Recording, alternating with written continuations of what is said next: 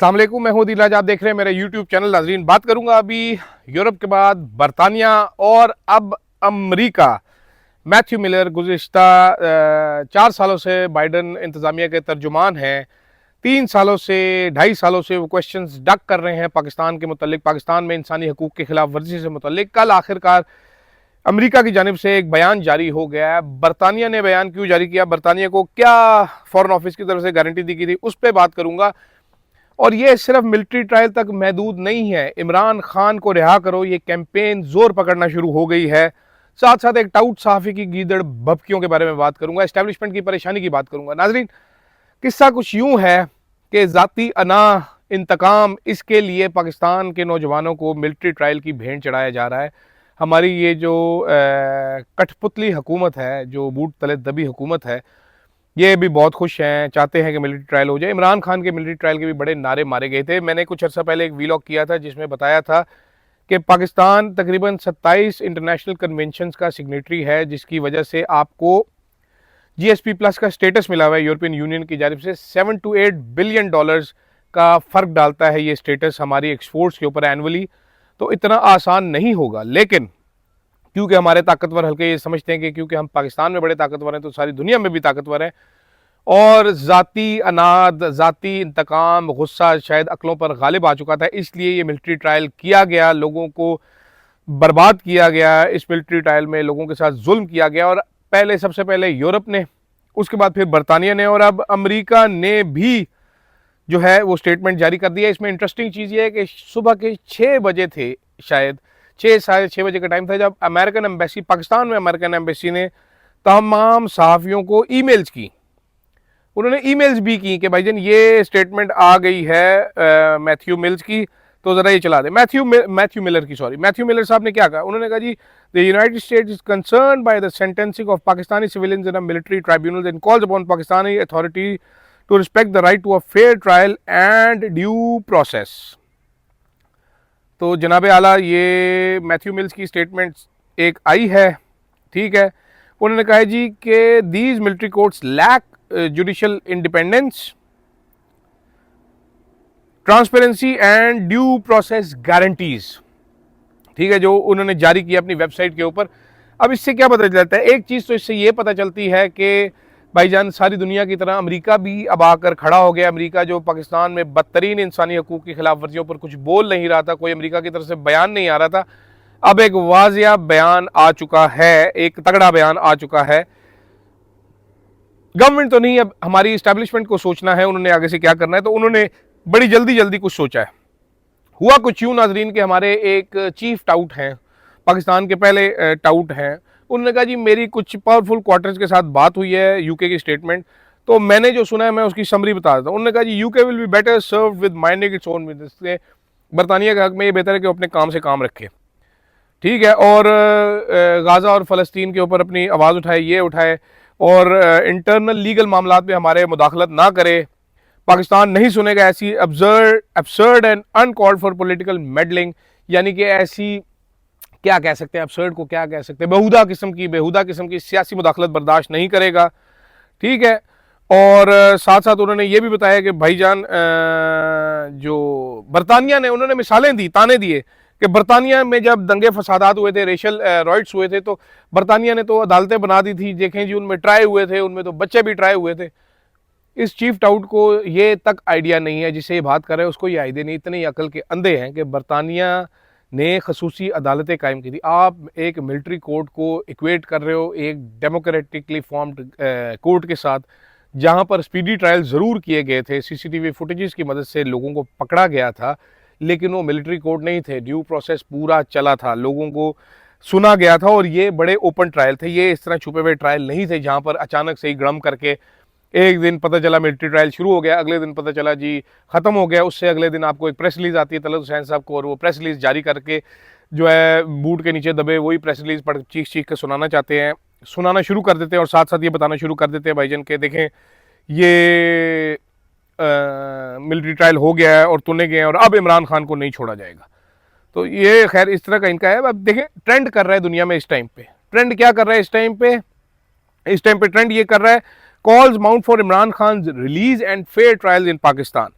जो मेरा अगला टॉपिक है जिस पे मैं आना चाहता हूँ वो यही है कि इमरान खान को रिहा करो की कैंपेन जोर पकड़ना शुरू हो गई है। मैथ्यू मिल्स ने जो ये ट्वीट किया इसके ऊपर हमारे पास रिचर्ड ग्रेनेल जो कि इस टाइम पे ग्रेनेड बने हुए हैं पाकिस्तानी एस्टैब्लिशमेंट के लिए, उन्होंने मैथ्यू मिल्स को कहा you're late and this is too little too weak, speak normally, free Imran Khan. यानी कि रिचर्ड ग्रेनेल साहब जो हैं वो नहीं जाने दे रहे इस चीज़ को, वो लगे हुए हैं अभी तक अपनी कैंपेन के पीछे, वो बोल रहे हैं इसके ऊपर। हमारे एक और नाजरीन एक साफ़ी हैं जिनको पीटीवी में नौकरी भी दी गई है, उन्होंने भी एक ट्वीट डाला जी, गैर मंतकी गैर सफारती है, ये हमले और सजाएं पाकिस्तान का अंदरूनी मामला है, जीएसपी प्लस एक तजारती मामला है, इसे सियासत, सफारत और अमन व अमान की सूरत हाल पर लागू नहीं किया जा सकता, ये सजाएं मजमूई कानूनी निज़ाम में भी देखने की जरूरत है। भाईजान जनाब आला टाउट साहब, ये जीएसपी प्लस जो है आपने जब हासिल किया था अंदरूनी मामला तजारती मुआहिदा, तो आपने कुछ 27 के करीब इंटरनेशनल कन्वेंशंस पर साइन किए थे जिसमें टॉप ऑफ द लिस्ट इंसानी हकूक की कन्वेंशंस थी। ठीक है, उसके अलावा पाकिस्तानी अथॉरिटीज़ कैसे फ्रॉड करती रही हैं, ये जब आपका हाउस ऑफ कॉमन्स को एक लेटर लिखा था डेविड लेमी साहब ने जो सेक्रेटरी ऑफ स्टेट है बरतानिया की, तो उन्होंने लिखा था I have raised concern about the political use of military courts by two try civilians including Imran Khan. Such courts can lack transparency and independent scrutiny, making it difficult to assess compliance with international standards. We have no recent indication from Pakistani authorities that if they intend to try Imran Khan in the military court, but my office continues to monitor the situation. यानी कि जब बरतानिया ने सवाल किया था तो उस टाइम उन्होंने कहा था जी कोई ऐसी इंडिकेशन हमारे पास नहीं है कि ये इमरान खान का ट्रायल किया जाएगा, लेकिन हमारे पास तमाम तरह इंडिकेशन है कि इमरान खान का ट्रायल किया जाएगा।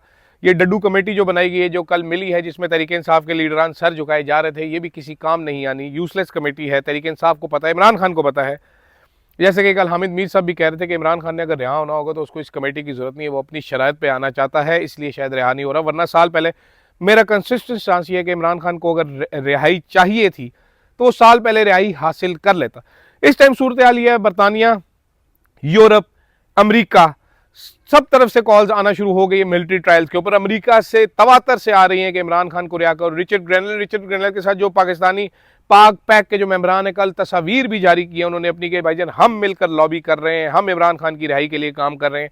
सज्जाद बरकी साहब हैं वो भी काम कर रहे हैं। इतलात ये हैं कि जो मार्को रूबिनो है या रूबियो है शायद, जो फॉरेन मिनिस्टर होंगे, सेक्रेटरी ऑफ स्टेट होंगे अमेरिका के अगले, उनसे भी पाक पैक के मेंबरान की मुलाकात हो चुकी है। उन्होंने गारंटीज दी हैं कि भाईजान we will work on it.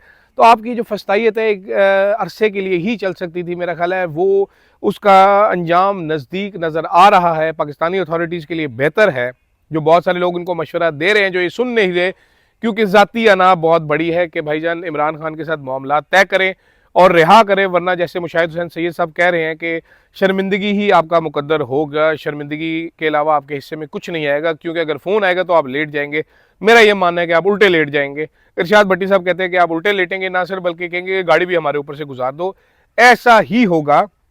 तो ये जो पाकिस्तान की को गाजिबों के कब्जे में डाला गया है, जो फॉर्म 47 की हुकूमत है, इस टाइम मुश्किल में नजर आ रही है। उससे ज़्यादा मुश्किल में इनके हैंडलर्स, पाकिस्तानी इस्टेब्लिशमेंट मुश्किल में नजर आ रही है, because the calls are mounting in, they are coming in. अब ये जो सिलसिला है ये रुकता हुआ हमें नज़र नहीं आ रहा, इस प्रेशर का, इंटरनेशनल प्रेशर का। कब तक? कल इसहाक डार साहब बड़े परेशान थे। इसहाक डार साहब ने जिक्र किया कि जी आप ये करवा रहे हैं, आप ये करवा रहे हैं, हमारा जीएसपी प्लस स्टेटस खतरे में पड़ जाएगा। जब तहरीक साहब के साथ मीटिंग हुई, मतलब इस हद तक वो गुस्से में थे कि असद कैसर साहब को कहना पड़ा कि भाईजान आपको ज़्यादा मसला है तो हम चले जाते हैं यहाँ पर, अगर इसी तरीके से बात करनी है हमारे साथ। तो उन्होंने तो सारा इल्ज़ाम जो लगाया है वो तहरीके इंसाफ के ऊपर ही लगाया है। ठीक है, अब अमेरिका ने जो स्टेटमेंट दी उर्दू में क्या है, फौजी अदालतों में अदालती आज़ादी, शफाफियत और मुनासिब अमल की ज़मानतों का फुकदान है। यही हम सब कह रहे हैं, ये बहुत सारे लोग कह रहे हैं। हमारे टाउट साफ़ी मानते हैं कि नहीं जी, अदालतें, फौजी अदालतें ही असली अदालतें होती हैं। जैसे कि आपको पता है वहाँ पर सूजी वाले बिस्किट खिलाए जाते हैं, सूजी के बाद सूजी वाले बिस्किट खाना सबसे बेहतरीन अमल है। कुछ साफ़ी तो चाहते हैं कि बाकी सब कभी ट्रायल हो जाए। जो एक वकील साहब ने रोज़ी पिक्चर पेश की थी कि इतना अच्छा मिलिट्री ट्रायल होता है, इतना अच्छा होता है कि दिल करता है हम भी जाकर करा लें। खैर, इसमें शुक्रिया किसका अदा करना है? इसमें शुक्रिया अदा करना है मीर शकील रहमान साहब का, उनके स्टाफ का, जियो न्यूज़ का, जिन्होंने जाके रिचर्ड ग्रेनेल को उंगल कराई। ठीक है, और रिचर्ड ग्रेनेल साहब जो हैं वो पूरा बाजू लेके पहुंच चुके हैं। पर्सनलाइज हुआ हुआ है इशू, लगता है कुछ ऐसा है, लेकिन बहुत सारे लोग ये एक्सपेक्ट कर रहे थे। अब क्लियरली नज़र आ रहा है कि ऐसा ही कुछ होगा, प्रेशर माउंट करना शुरू होगा, डोनाल्ड ट्रंप और इमरान खान की ज़ाती दोस्ती काम करेगी।